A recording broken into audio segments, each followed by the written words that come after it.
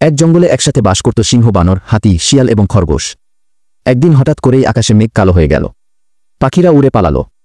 বাতাসে গাছপালা দুলতে লাগল। বোঝা গেল বিশাল এক ঝড় আসছে।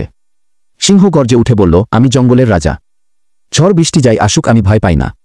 আমার গর্জনে ঝড়ই পালিয়ে যাবে। বানর গাছের ডালে দুলতে দুলতে হেসে বলল, ঝড় বৃষ্টি যাই আসুক, আমি তো উড়তে উড়তেই মজা নেব। হাতি চিন্তিত হয়ে বলল, ঝড় ছোটখাটো বিষয় নয়, আমাদের সবাইকে মিলে একটা নিরাপদ জায়গায় যেতে হবে গি। শিয়াল নিজের গর্তে ঢুকে বলল, আমি তো আগে থেকেই প্রস্তুত, তোমরা যেভাবে পারো সামলাও। তখন ছোট্ট খরগোশ এগিয়ে এসে বলল, আমি একটা গুহা দেখেছি, যদি সবাই মিলে সেখানে যাই তাহলে আমরা বেঁচে থাকতে পারব। কিন্তু কেউ তার কথা তখন গুরুত্ব দিল না। ঝড় শুরু হলো। বাতাস যেন পুরো জঙ্গলকে উড়িয়ে নিয়ে যাচ্ছে। সিংহ ভয় পেয়ে ছুটতে শুরু করল। বানর গাছ থেকে পড়ে গিয়ে ব্যথা পেল। শিয়ালের গর্তে পানি ঢুকে গেল, সে তখন সাহায্যের জন্য চিৎকার করল। ঠিক তখন দেখা গেল ছোট্ট খরগোশ দৌড়ে বেড়াচ্ছে সবার খোঁজে। হাতি তার সাথে ছিল এবং দুজনে মিলে সবাইকে ডেকে গুহার পথ দেখাল। শেষ পর্যন্ত সবাই সেই গুহায় এসে আশ্রয় নিল। সিংহ চুপচাপ বলল, আমি বুঝলাম শুধু গর্জনে কিছু হয় না, একসাথে থাকাই আসল শক্তি গি।